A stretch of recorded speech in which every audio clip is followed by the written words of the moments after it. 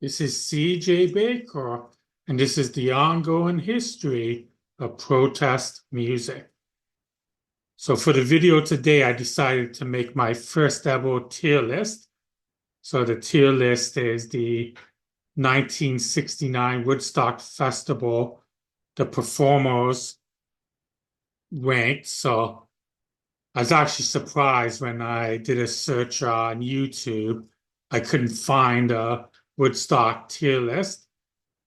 But I guess it's entirely possible that the demographics that make tier lists are different than the demographic that would make a Woodstock tier list.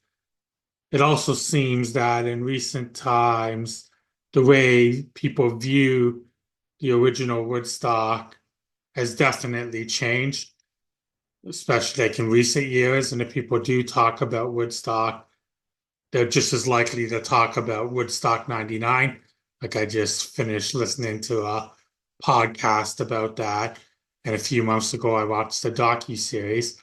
So I think, unfortunately, the events of Woodstock 99 have definitely tarnished the legacy. But it doesn't change the fact that there was a number of notable artists that performed at Woodstock 69. And even though this channel, my website's mainly based on protest music, it is good to note that a number of these artists were known to be socially conscious, and there were a few definitive Woodstock moments that do closely connect to the historical developments of protest music. I also want to mention, for the most part, this tier list, it's not exclusively based on the Woodstock performance, partly because I haven't had the opportunity to watch each and every one of the individual Woodstock performances. So for the most part, this is looking at their entire career. So I'm going to be going through each artist in the order that they performed. So the first artist we got is Richie A. Havens. So he was the very first to perform. He's a somewhat of an underrated folk singer. He actually had one of the highlights of Woodstock, his performance of Freedom. But yeah, he's definitely a singer that deserved more praise than what he got. So I'll put him in the B tier. And then the next performer we'll go through is Sweetwater. And basically, the biggest claim to fame is that they played Woodstock. They were actually supposed to be the first artist to perform, but they got stuck in traffic, which is why Richie Havens performed before them. So I tried listening to some of this stuff, and basically, to me, they sound like lightweight or even like second rate Jefferson Airplane. So it's not something that I'm overly into. And when you compare them to the other acts that played at Woodstock, they're definitely towards the bottom. So because of that, we'll put them in the D tier. But I also want to mention that there's some tier lists that even have like E and F tiers, but I decided to stop at D tier because I don't consider any of these artists absolutely terrible. So 69 Woodstock didn't have like a Limp Bizkit or Creed. So there's no one who's absolutely terrible, but obviously there's going to be artists that are below average, especially in comparison with the artists that did perform at Woodstock. So the next artist is Bert Sommer or Summer, but basically out of all the artists that performed at Woodstock, he might be the most obscure. Like I checked on Spotify, and his most streamed song only has a little over 20,000 streams. And on Rate Your Music, his album that has the most ratings is less than 100 ratings. So he is a somewhat obscure artist. I try listening to some of his stuff, and I mean, it's okay, but some of it's a little bit too soft rock for my taste. So because of that and because of the low profile he has, he'll definitely go into the D tier. So next we got Tim Harden. So I listened to two of the albums that he released in 69 as part of a 69 deep dive I'm doing. And one of them was like 3.5, the other was 3 stars. So he's just kind of okay concerning my personal preference. But he did write the song If I Was a Carpenter, which is a gorgeous classic song. So because of that, that will elevate him from D to C. So he'll be C tier. Then we got Ravi Shankar. So this is an artist that I respect more than what I enjoy. So I just never really got into his music, but he's definitely influential. He's the most influential sitarist of all time. He also taught George Harrison how to play the sitar. And if it wasn't for Ravi Shankar, we wouldn't have Norwegian Wood. So right there, that's a considerable legacy, the influence that he's had on George Harrison and the Beatles. He also happens to be Nora Jones' father, but you can discuss amongst yourself whether or not that's a good or bad thing. But yeah, I'll put him in the A tier, just mainly due to his influence. So next we got Melanie. So Melanie's most well known for the song Brand New Key, like, the song about having a new pair of roller skates. And that may or may not be a euphemism for something a little bit more naughty. But yeah, that song's catchy but kind of annoying. But that song was recorded, I believe, 71, but it was after Woodstock. I listened to a 69 album, it was a self-titled album, and basically it's a typical singer-songwriter album. I think I had it ranked as 3.5. So she's an average singer-songwriter, like she's not terrible, and she's better than some that perform at the festival. So I will put her in the C tier. And then we got Oral Guthrie, who's of course is the son of the legendary Woody Guthrie. And he's a half decent singer-songwriter. The most notable tune that he wrote is Alice's Restaurant, which is a classic epic tune. But for the most part, I'm not really into him as much as other singer-songwriters that time. So I'll say he's average. We'll put him in the C tier there. Then we got Joan Baez, who basically headlined the first day of Woodstock. So she's definitely an influential folk singer and influential in the historical developments of protest movement. And even at Woodstock, one of the notable moments was her rendition of We Shall Overcome, which she also notably performed on the march on Washington Square. So that was the same march where MLK gave his famous I Had a Dream speech. So yeah, she's deeply connected with the historical development of protest music, and I do personally enjoy listening to her music. So I'll put her in the A tier. So now we got the first act that performed on day 2 of Woodstock. So the band is Quill, and they're also one of the more obscure acts that performed at Woodstock. They actually did not release their first album until after Woodstock, and they only released the one album. So I tried listening to it and I couldn't quite get through it. Like it has some proggy elements that I'm just not into. Some of the psychedelic elements I didn't mind too much, but it did sound a bit dated to me. So out of all the performers, they potentially might be my least favorite. So they're definitely gonna go in the D tier. So for next we got Country Joe and the Fish. So Country Joe actually performed twice. So his first performance was a solo acoustic performance, which was basically a stopgap performance because one of the performers, I guess, didn't show up in time. So he filled in. And then Country Joe and the Fish performed later on, I believe the next day. But yeah, I mentioned that we're not focusing on the performance at Woodstock. But in this case, it should be noted that one of the definitive moments was Country Joe's rendition of his song, Fixin' to Die. And on the Woodstock documentary, it's even highlighted with that bouncing ball. So that's definitely a notable protest song. And the other notable moment was the FUCK chant, which took place as well.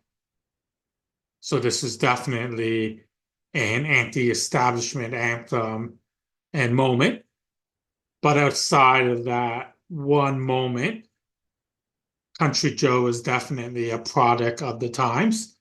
So he's basically, we can say, a footnote in history, but he did have this one significant moment.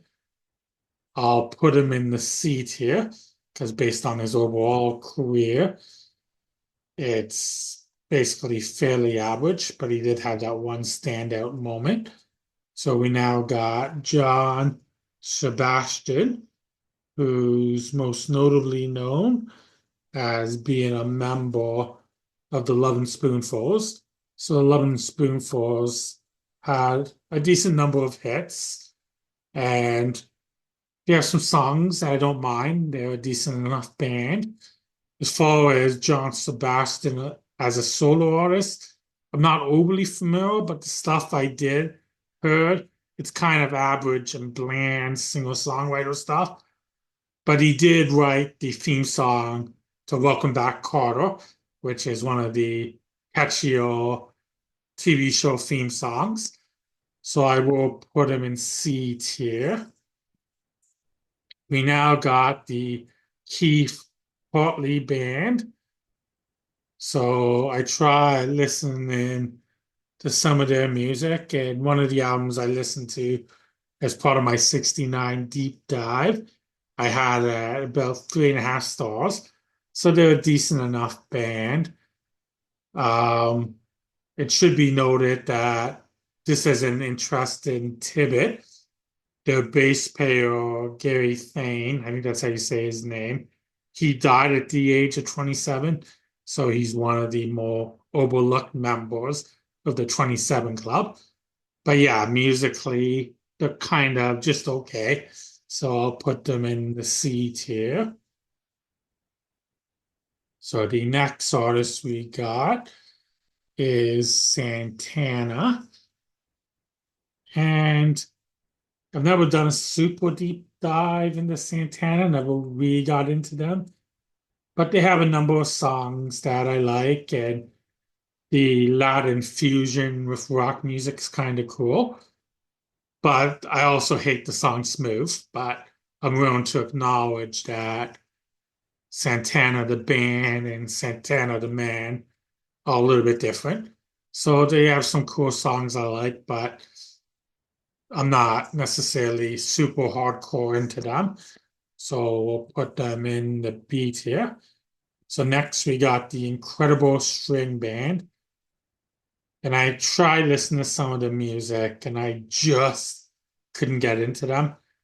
I mean, the vocals are acquired taste and the music's kind of quirky, but I don't necessarily have a problem with that because I actually do like quirky music and unique voices. But for whatever reason, I just never connect. Like some of the music just comes across as a little pretentious for me, and I just couldn't get into it. So because of that, they're going to be going into the D tier. So next we got Can Heat. So they're a blues-based rock band. There's actually quite a few of them at Woodstock. And I think they're a relatively interchangeable, generic blues-based rock band, but they do have a high level of musicianship. It should also be noted that the co-lead singer, Alan Hour Wilson, he also died at 27. And I'm going to get back to this later because there's actually at least five artists that performed at Woodstock that are part of the 27 Club. So yeah, he had loads of potential and he was a talented artist. But like I said, for my personal taste, musically, they're on the average side. So I'll put them in the C tier. So next we got the Grateful Dead. And I'm going to be honest, I'm not a Deadhead. They do have a couple songs I don't mind, like Truckin' and Casey Jones, but they're just a band that is a bit too jammy for me.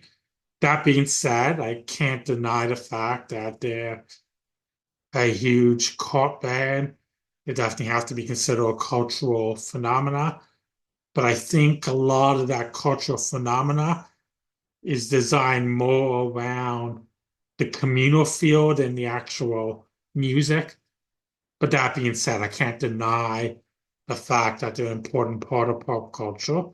And I also respect the fact that they were very big on encouraging the fans to take the shows. So that was kind of cool as well.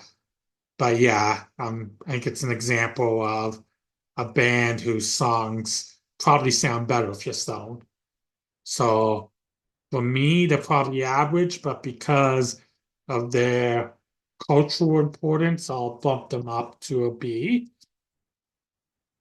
So we now got Mountain, and they were actually credited on the bill as Leslie Rest, the lead singer of Mountain. So it's credited as Leslie Rest and Mountain. And Leslie Rest, his solo debut album that he released in 69 was called Mountain. And this was kind of the genesis of the band. But yeah, there's actually a really cool, notable moment. Their performance of Long Red, that we kill drum intro. This became a really heavy sampled portion of that tune. So that's a really cool influence on hip hop.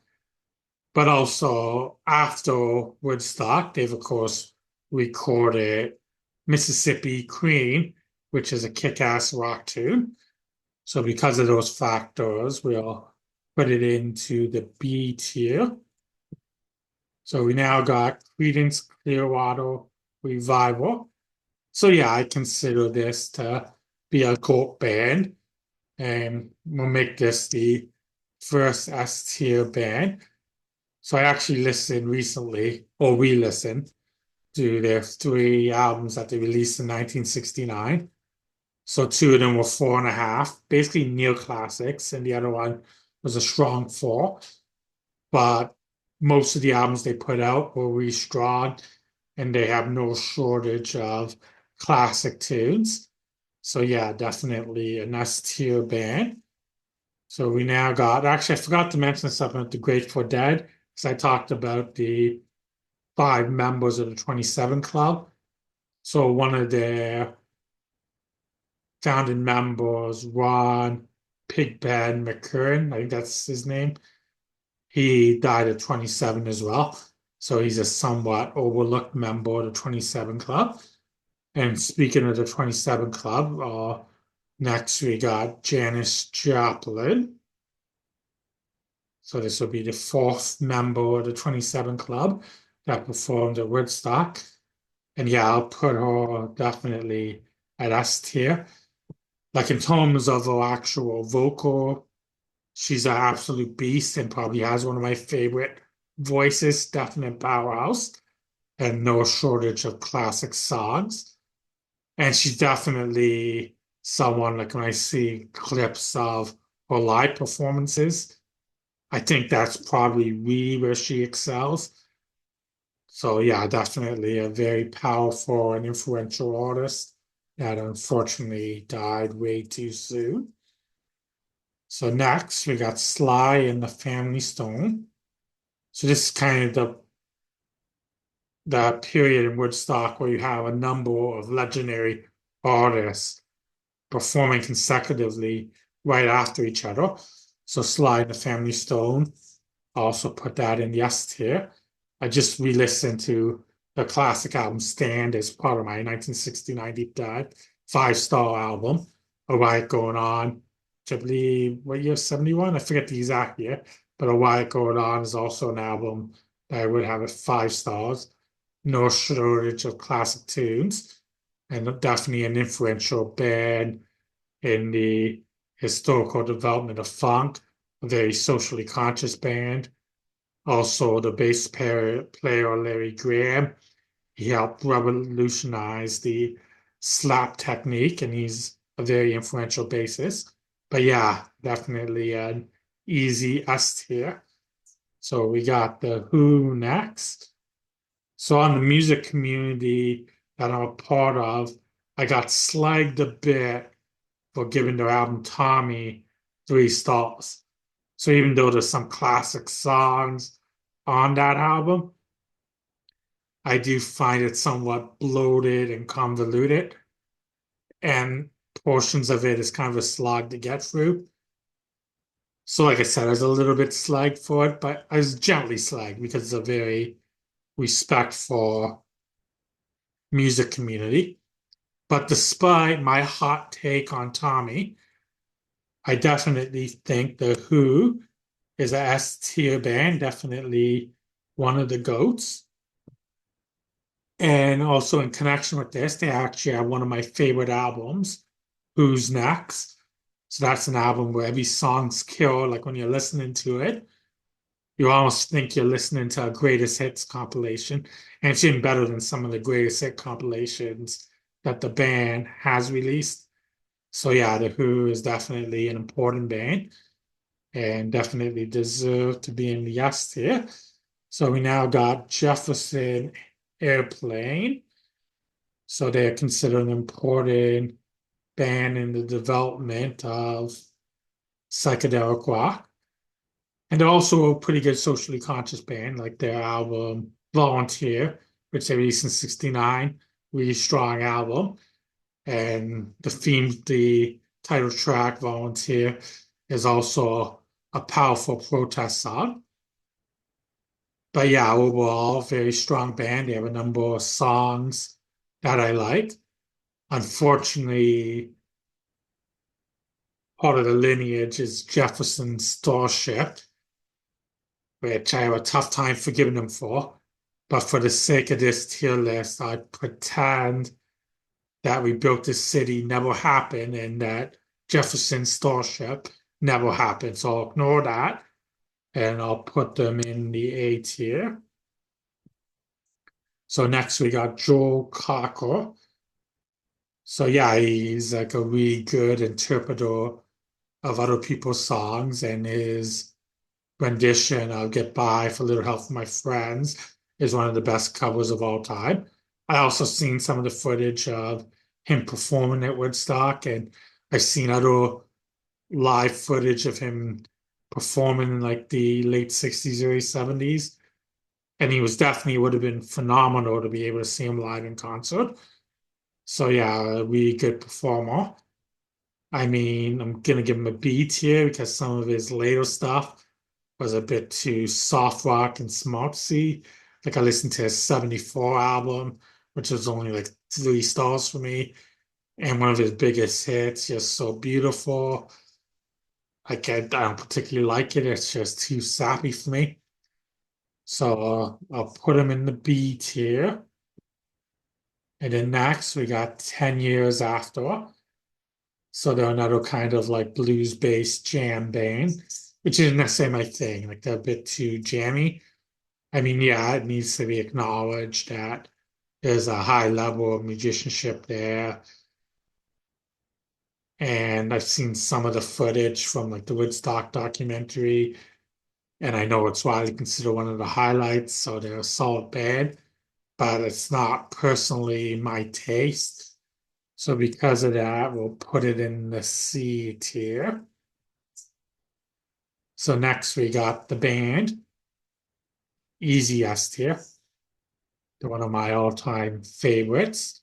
They definitely revolutionized Americana music. even though technically only one of them was American. They're actually a Canadian band. But yes, many classic songs, a couple of five-star classic albums, like, and obviously well, Bob Dylan's back in band as well. So that's a really cool, important aspect of musical history as well. So yeah, easy S tier.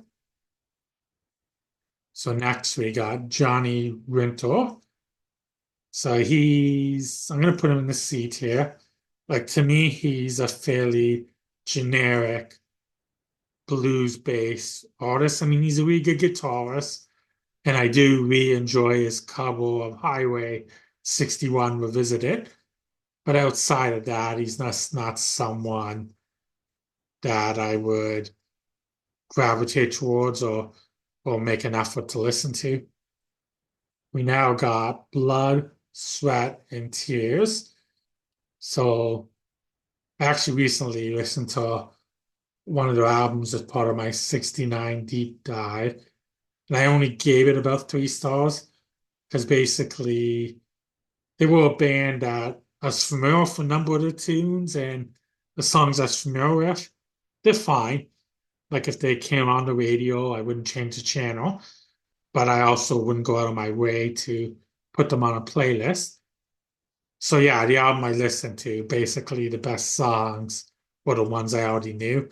So they didn't seem like they're a band that would have really good deep cuts. Well, at least not for me. Like they're an average band that I don't really connect to. So because of that, we'll put them definitely in the C tier. So we now got Crosby, Still, Nash, and Young. So this is an interesting one because they played 2 sets. They played an acoustic set, which was mostly just Crosby, Stills, and Nash. And then they played an electric set with Neil Young. So at this point, I believe Crosby, Still, and Nash, this might even been their first performance, but they already released their debut album. For Crosby, Still, Nash, and Young, they actually didn't officially form and release their debut album, Deja Vu, into 1970. But yeah, looking at the entire career of Crosby, Still, Nash, Crosby, Still, Nash, and Young, I'd probably put Crosby, Still, and Nash at a B plus, and then Crosby, Still, Nash, and Young at a solid A. So if I split the difference, it's probably like an A minus. So we will put it in the A tier. So next we got the Paul Butterfield Blues Band.